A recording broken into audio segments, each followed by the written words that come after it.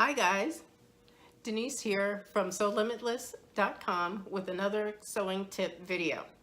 When you get home from the fabric store, just get a little piece of paper and write down how many yards you bought and what the width of the fabric is.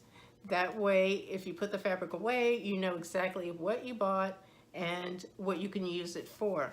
If you want, you can also write on here the fabric content, like if it's cotton, polyester, whatever.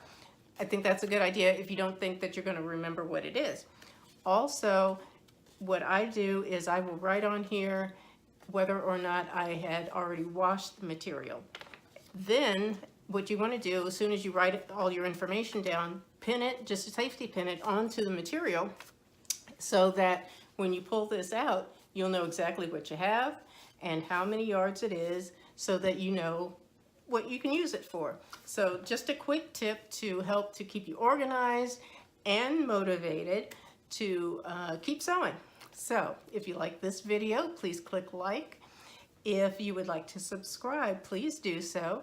And I will see you all in the next video. Thanks for watching. Bye.